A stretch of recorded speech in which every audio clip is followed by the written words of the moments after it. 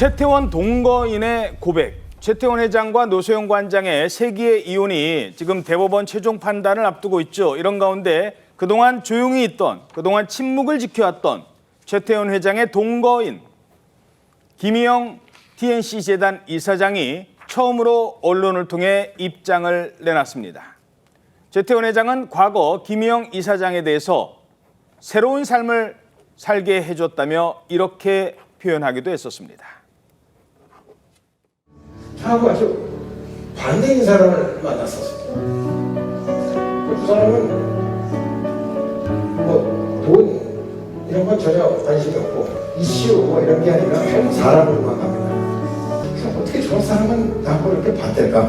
가만히 관찰해보니까 제가 자주한 사람을 봤습니다. 그래서 그때부터는 새로운 생각을 해보기로 했습니다. 자, 저게 첫 언론 인터뷰인 건가요? 지금 저 내용이? 네, 그렇습니다. 여성조선을 통해서 첫 언론 인터뷰를 진행했는데 김희영 이사장이 이 여성조선에서 인터뷰를 한 내용이 어제 공개가 됐습니다. 김 이사장은 그동안 SNS를 통해서 활발한 활동은 해왔지만 언론 인터뷰로 심경을 밝힌 게 이번이 처음인데요. 제주 포도뮤지엄 개관한 전시 관련해서 총괄 디렉터로 인터뷰를 진행해서 전시 내용이 대부분이었는데 최태원 회장과의 관계에 대해서 언급하는 건 굉장히 조심스러워하면서도 이번 전시 곳곳에 이 가족과 관련된 그런 내용을 엿볼 수가 있었습니다. 2010년 최태원 회장과의 사이에서 낳은 딸이 이 어린이용 오디오 가이드를 직접 녹음을 했고 김 이사장은 전시마다 딸과 함께 같이 다니면서 본인만의 의미를 부여하고 있다 이렇게 전했는데요. 그리고 김 이사장이 중학교 때부터 집에서 키우던 배롱나무를 활용한 이 설치 작업도 선보여서 이 눈길을 끌고 있습니다. 예. 자, 사실 이 동거인 입장에서 지금 이 상황에서 본인의 입장을 밝히는 게 쉽지 않을 수도 있을 것 같습니다. 그래서였을까요? 김희영 씨도 인터뷰 중간중간에 지금은 때가 아니에요.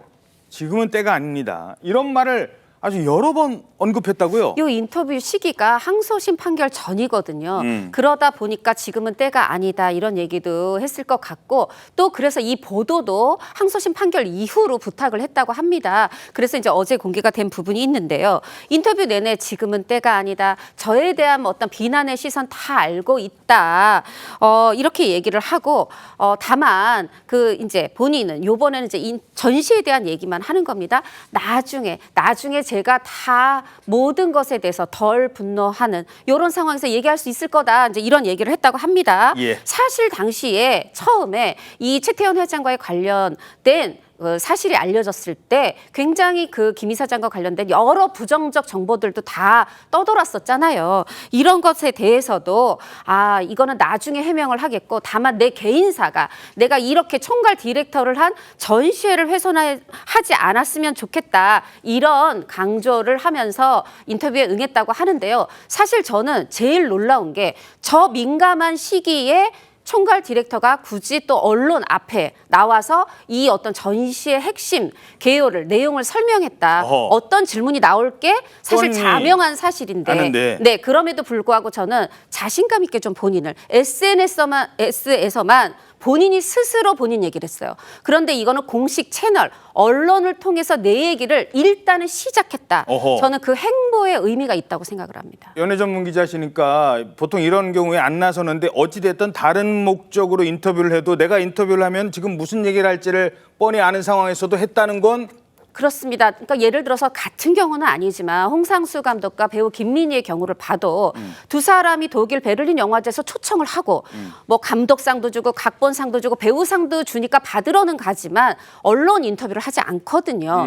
그런데 이건 어떻게 보면 본인은 그렇게 얘기하지 않을 수 있지만 이건 자청한 겁니다. 예. 언론 앞에 스스로 나섰다는 이 점에서는 어떤 자신감 이런 게 엿보입니다. 하지만 인터뷰는 그 당시에 했지만 이거 공개 여부에 대해서는 결국 판결 이후에 공개하기로 했다는 점.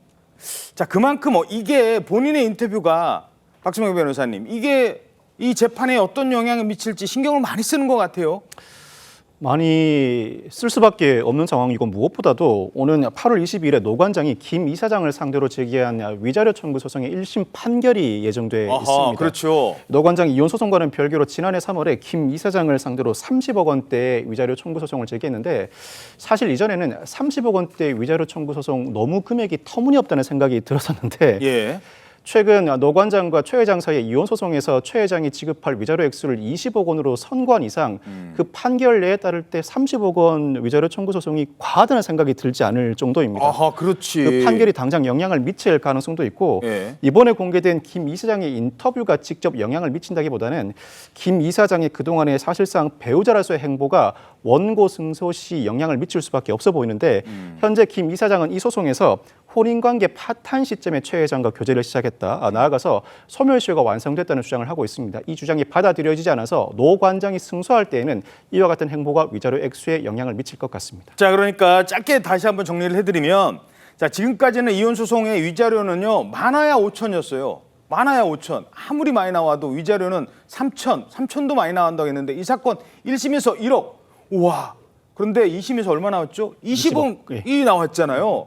그러니까 이 사건은 다른 사건이랑 액수 규모가 다른 거예요. 자, 최태원 회장한테 제기한 소송의 위자료가 20억이라면 노소영 관장 입장에서는 이런 표현이 좀 그렇습니다만 어찌됐든 본인의 입장에서는 불륜 상대였던 거잖아요. 그러면 이 상대방에게도 나는 30억 요구할 수 있다. 그러면 재판부도 남편한테 20억이 지금 지급하라고 했으면 김희영 이사장 입장에서도 긴장할 수밖에 없는 상황이 된 거군요. 이 이혼 소송이 상고심 대법원으로 넘어가게 되었는데 사실 법조인 입장에서는 이 위자료 부분을 대법원이 어떻게 다룰지가 상당히 귀추가 주목됩니다.